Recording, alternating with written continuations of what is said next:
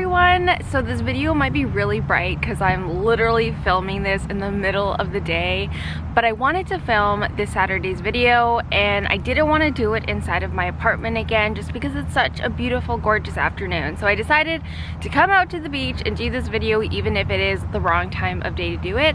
And I've just kind of found this tree to act as a little bit of a shade for me here. But I'm so excited for today's video because as of next Saturday, when this video goes up this Saturday, I will have had 1 year with my Olympus, traveling around, adventuring, exploring with my Olympus. And I would have published this video next week, but it's also my 1 year anniversary on YouTube, so I have that video going up on my channel next week. So that's why this week I'm going to talk about my Olympus, and then next week I'll talk about my YouTube channel. But I just remember buying my Olympus camera, and I was living in Fort McMurray at the time, and I was driving to pick up the box, the shipment, the package from the post office that was just up the road from me, and I was so excited. But I actually remember I think it was a Friday, and the post office was gonna close in like 15 minutes, and I had 15 minutes to get to the post office to pick up my package, or else I would have to wait until Monday to get it. And so I quickly drove to the post office and I got my package, and I was just so excited to like unbox it.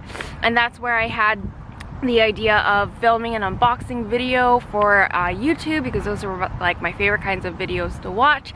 And so it was just a really wonderful time. So today, this video, I wanted to share with you how that 1 year has been. When I sat down to write down kind of the outline for today's video, I centered the theme or the subject of today's video around how has my last year been with my Olympus camera, and I ended up with a series of additional questions that I'm basically just gonna answer in today's video. So I have all of the questions on my phone, and if you follow me on Instagram, you'll have known that I am reading David's book, The Heart of the Photograph, that I'm going to be doing a book review in May's monthly newsletter. And one, I'm in love with this book. I absolutely love it. But in one of his chapters, he talks about how photography is not only a means of expression, but also exploration. So I took the time to exactly map out all of the places that I've gone with my camera. And as you can see from the map, I've explored Fort McMurray, I've explored a lot of Kelowna, I've also explored a little bit of Vancouver, and then the Banff area. And so it was kind of cool to see exactly all of the places that I've taken my camera, and all of, honestly, the places in Kelowna that I need to explore, or the Okanagan. But I truly like to believe that I've only explored as much as I have because of my camera and because of photography. All right, question number 2, but what have I specifically explored with my Olympus? And I don't like to think that exploration is limited to only travel, like physically moving from location to location, exploring things.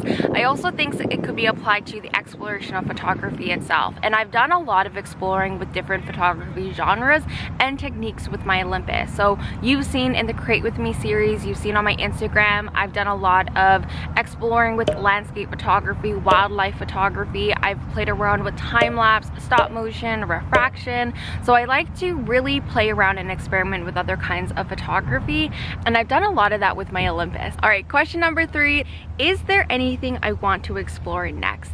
And honestly, if we're talking about physical exploration, based off the map that I drafted of all the places that I've basically gone and photographed, there's quite a bit in the Okanagan that I still need to explore, so particularly North and South Okanagan. Now, it has been a little difficult in the past year just because of the restrictions we've been under, and that we're supposed to stay local, which local to me means staying within the Kelowna area. So I haven't really had a good chance to get out to Vernon, to Salmon Arm, to Penticton, to all of those other locations in the Okanagan. So I really want to explore other places in the Okanagan as well. I am hoping to get down to Vancouver again this summer, and the Calgary area, because I want to go visit the Untitled Wolf Dog Sanctuary. And then when it comes to internal, I guess, exploration within photography, I really want to buy some prisms, either off Amazon or some sort of company, to play around with prism photography. The only thing is prisms are kind of expensive, and I just haven't really made the leap to buy them yet. I also really want to play around with shutter speed, and I know it sounds super simple, but I just want to play around with, honestly, movement in my photos and capturing movement and playing around with shutter speed more, and doing just some more like creative portraits, you know, creative, either self-portraits or couple portraits or just portraits in general, but I kind of want to play around with that. And so those are kind of some of the things that I want to hopefully play around with in the next season, summer coming up. All right, so question number 4 is, do I have any regrets? And to be completely honest with you, there has been times throughout this past year that I have briefly regretted not purchasing the Olympus EM1 Mark III back last April instead of the Mark II. And one of the reasons that I've always cited of why I didn't go with the Mark III is because it was currently out of my budget when I was searching for a camera. I had a budget and I wanted to stick with it. So it was out of my budget, as well it was out of the sort of realm that I was in with photography. So those were just some of the reasons why I just did not end up purchasing the Mark III and that I went with the Mark II. And occasionally I have regretted that decision to do that, but to be also completely honest, where I am right now, I don't regret the decision. I love my Mark II. It's an awesome camera body. It does everything that I need it to. And I have a whole other video of what I was looking for in a camera and why I ended up going with Olympus and the Mark II. So I'll leave a link to that in the description. But I love my Mark II, and right now I don't have any regrets. All right, question number 5 is, would I upgrade or do I have plans to upgrade my system? And I've talked about it in the past how it would be nice to upgrade to the Mark III or the EM1X, but to be honest with you, I don't have any solid plans to upgrade my system right now. I am really happy with the Mark II at the moment, and one of the things that I've been trying to embody, trying to realign myself with, is sort of honing in more on my creative vision and my creative eye. So investing more time and money into photography books, resources, tutorials, and stuff like that that's going to help refine my creative eye and my creative vision so I can just make better, more creative, more meaningful or impactful photos. So that's something that I've been trying to more invest my time and money with versus upgrading my gear. So no, right now I am super happy with the Mark II and I don't have any solid plans to upgrade right now. All right, so I think we're at question number 6. Is there anything I would buy, not upgrade, but assist with my photography goals? And there are some items on my shopping list. One of which being the, I think it's the MC20 converter from Olympus. It would go for my 40 to 150. I have wanted to buy that particularly so I can do a little bit more wildlife photography. So that is on my shopping list as well. I do want to buy a macro lens for my EM1 too. I do want to do some like snowflake macro next winter, as well, just other kinds of macro photography. And right now I've just been using the 40 to 150 for that. So I am interested in buying a macro lens, so like that is also on the shopping list. Although I love my EM1 Mark II, sometimes it's a bit excessive for the environment I'm in. So you probably have seen on my stories that one of my favorite things to do here in the Okanagan is go for wine tastings, and there's over 300 wineries in the Okanagan, so it's kind of a life goal of mine to visit all of these wineries in the Okanagan. But whipping out this EM1 Mark II with even with the 12 to 40 millimeter lens can be a bit much, and so that is why I have considered maybe purchasing the Olympus pen for those situations like that. But other than that, there's a couple of other accessories that I do want to buy. I want to buy a new camera bag as well. I am maybe interested in getting a new tripod that's even lighter and compactor than the one that I have now. So of course there's all of these, like, I guess, accessories that I do want to buy to kind of upgrade my photography, up level my photography. But I do have a shopping list and I kind of maintain the shopping list. And all right, we're under question number 7, but would I ever consider switching? And I'm talking about like switching camera brands, essentially switching from Olympus to either Canon or Sony or Fujifilm or anything like that. And right now, no. Now I can't tell you what my opinion might be and where I might be 10 years, 20 years from now, but right now, no. I really love my Olympus camera. I really love the lens quality that Olympus puts out, and I also really love the photography community around Olympus. I love what Olympus puts into their community, all of the resources they put into helping their photographers out, as well as some of the other Olympus photographers that I've met just in the past year. So it's not just always about the camera system, it's not always about the camera itself or the lens quality. The community itself is also really great. So no, I don't have any plans to switch camera brands. Alright, so question number 8 is, do I have a favorite lens? Over the course of the last year, I have come to accumulate 2 additional lenses to my kit, the 40-150mm f2.8 Pro and the 7-14. And to be honest with you, it really just depends on the month and what it is that I'm interested in photographing at that time. I come into these waves where I'm loving the 40-150 and I just have that on my body all of the time, and then I come into these waves where I have the 7-14 on my body all of the time, and then same thing with the 12-40. So it really just comes in waves.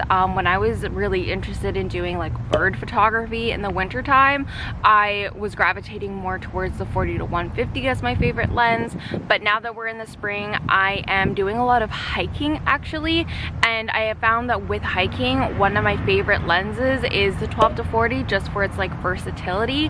And so like right now that is my favorite lens. So it really just like depends on what it is that I'm interested in photographing at the time. All right, so question number 9, I think it is, we're almost at the end here, is, has my customization changed? And if you are familiar with the Olympus system, you know that this camera system is extremely customizable. You can pretty much map any button on this camera to whatever function you want it to. So I haven't really changed my customization up much since I set this up. So I have my dial over here to change my aperture. I have this dial right here to change my shutter speed. If I press the AEL AFL button, it brings up a screen to change my ISO and my white balance. The FN1 button here at the back does my focusing, and the only recent change that I have made is this button right here. I think it's the FN2 button. I have changed that to be the EVF switch. So I used to have my EVF on auto switch, where if I was holding it like this, then I could see the screen, but if I brought it up to my eye, it would auto switch. But I was finding that it was kind of annoying because I would accidentally either put my hand in front of it and it would switch, and so I was just finding it really irritating. So I did end up turning the EVF auto switch off, but then there would come times where I wanted to use it and I would have to go into the camera, try to find the EVF button in the camera menu, turn it on so I could basically use it. So those are really the only customizations I primarily play with. Alright, the last question for today's video is there a feature on the EM1 Mark II that I couldn't live without? And there are so many wonderful features on this camera, hard to just like name one or a couple. Some of my favorite features that I obviously couldn't live without, and what Olympus does a great job with, is image stabilization. They do a really great job with image stabilization, and a lot of time I don't need to bring a tripod out with me. I also really love my articulating screen. So if you watched that travel video that I did, really wanted a camera with an articulating screen, and so this one does have an articulating screen, and it will come out and it completely goes whatever way you want it. And so I do really love having an articulating screen, especially when I'm trying to get maybe some ground shots and I don't want to get on the ground because it's really dirty. Another feature that I really love having is interval shooting, and I know not all cameras have this functionality, but basically you can set the number of frames that your camera is going to take and how many seconds is in between those frames, and that is really helpful if you're trying to take any sort of self-portraits, or maybe you want to take photos of like you and your partner or something. The last feature that I've really been loving lately, and that is the manual focus assist. So for some reason, I don't know, I've been taking a lot more of my photos in manual focus, and I've really found the manual focus assist function of the EM1 Mark II to be really helpful because it magnifies the image to 3 times, so I can make sure that I'm getting a really crisp, clear focus. So that is something that I've also really enjoyed having as part of the EM1 Mark II. Alright, so we've come to the end of the video. I kind of covered 10 questions that when I was thinking of, you know, how my last year has been with Olympus, some of the questions that kind of came up for me. So if you have any other additional questions that you want to ask, just leave me a comment down below and I'll do my best to answer answer them. Thank you so much for watching today's video. I really hope you enjoyed it and maybe found some part of it informative and helpful for you. If you did like this video, please hit that like button and subscribe below so you never miss a fun video with me, and I'll see you in the next video.